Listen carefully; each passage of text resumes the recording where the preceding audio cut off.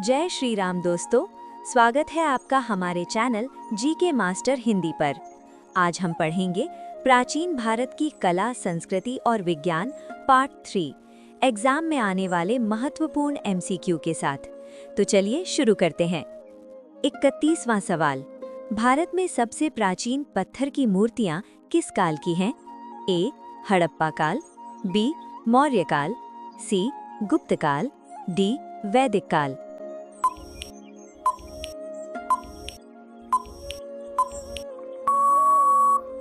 इसका सही जवाब है ऑप्शन बी, मौर्य काल। मौर्य काल में पॉलिशदार पत्थर की मूर्तियां बनी। यक्ष यक्षिणी इसकी प्रमुख उदाहरण है। 32वां सवाल, सांची स्तूप का निर्माण किस शासक ने करवाया था? ए.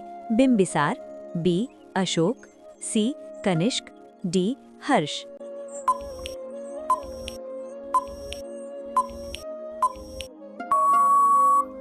इसका सही जवाब है ऑप्शन बी, अशोक। अशोक ने बौद्ध धर्म के प्रचार के लिए स्तूप बनवाए। सांची स्तूप सबसे प्रसिद्ध है। 33वां सवाल, भारत में चट्टान काटकर बने मंदिरों की शुरुआत किस काल में हुई?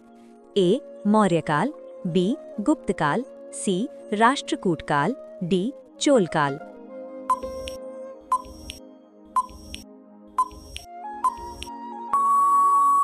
इसका सही जवाब है ऑप्शन बी, गुप्त काल।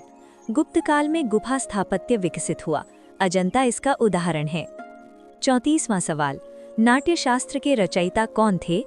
ए. कालिदास, बी. भरत मुनि, सी. पाणिनि, डी. भास।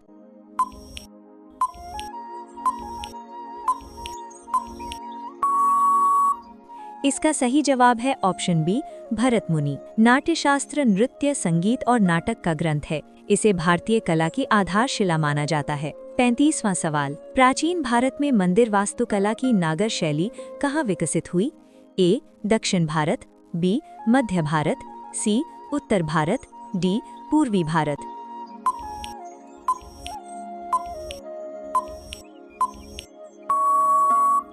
इसका सही जवाब है ऑप्शन सी, उत्तर भारत। नागर शैली में शिखर ऊंचा होता है। ये उत्तर भारत की विशेषता है। 36वां सवाल, दक्षिण भारत की मंदिर शैली को क्या कहा जाता है? ए. नागर, बी. वेसर, सी. द्रविड़, डी. गांधार।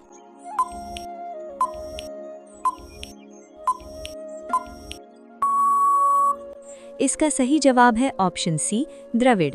द्रविड़ शैली में गोपुरम प्रमुख होता है। ये चोल काल में विकसित हुई। 37वां सवाल, प्राचीन भारत में शल्य चिकित्सा का उल्लेख किस ग्रंथ में है? ए. चरक संहिता, बी. अथर्ववेद, सी. सुश्रुत संहिता, डी. ऋग्वेद।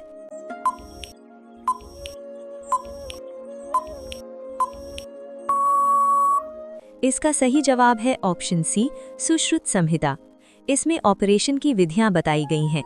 सुश्रुत को सर्जरी का जनक कहा जाता है। 38वां सवाल, आयुर्वेद का संबंध किससे है? ए. युद्ध, बी. खगोल विज्ञान, सी. चिकित्सा, डी. गणित।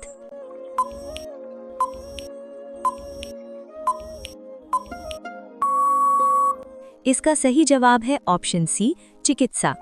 आयुर्वेद रोगों के उपचार पर आधारित है।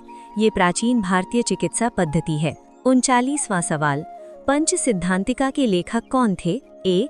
आर्यभट्ट, बी. बराहमिहिर, सी. ब्रह्मगुप्त, डी. चरक।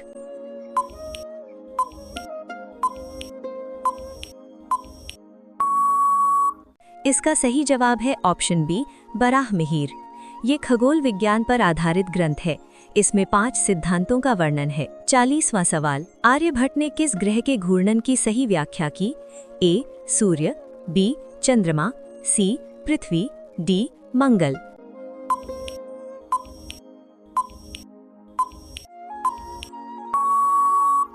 इसका सही जवाब है ऑप्शन सी, पृथ्वी। आर्यभट्ट ने पृथ्वी के घूर्णन की बात कही। ये वैज्ञानिक सोच का उदाहरण है। 41वां सवाल, गुप्त काल में किस धातु की मूर्तियां प्रसिद्ध थीं? ए. तांबा, बी. कांसा, सी. लोहा, डी. सोना।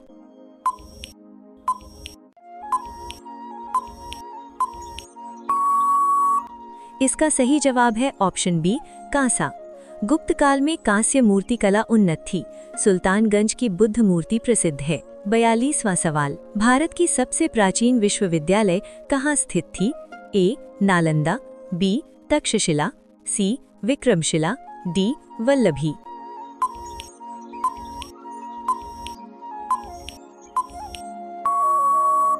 इसका सही जवाब है ऑप्शन बी, तक्षशिला। ये शिक्षा का प्राचीन केंद्र था। यहाँ चिकित्सा और शस्त्र विद्या पढ़ाई जाती थी। 43वां सवाल, नालंदा विश्वविद्यालय किस काल में प्रसिद्ध हुआ? ए. मौर्य काल, बी. शुंग काल, सी. गुप्त काल, डी. हर्ष काल।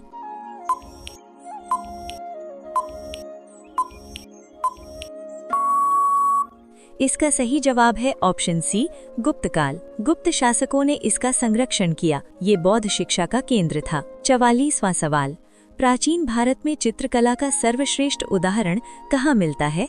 ए. सांची, बी. एलोरा, सी. अजंता, डी. अमरावती।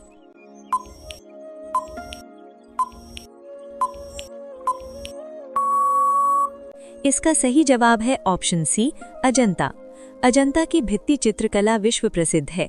ये बौद्ध कथाओं पर आधारित है। 45वां सवाल, प्राचीन भारत में विज्ञान और कला का सर्वोच्च विकास किस काल में हुआ? ए.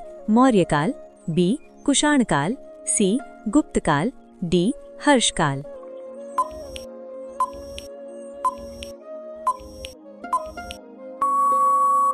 इसका सही जवाब है ऑप्शन सी, गुप्त काल। गुप्त शासकों ने इसका संरक्षण किया। ये बौद्ध शिक्षा का केंद्र था। तो दोस्तों, ये थे प्राचीन भारत की कला, संस्कृति और विज्ञान पार्ट 3 के एग्जाम ओरिएंटेड MCQ। वीडियो अच्छा लगा हो तो लाइक करें, शेयर करें और चैनल को सब्सक्राइब जरूर करें। मिलते हैं पार्ट 4 में। धन्यवाद। जय श्री राम।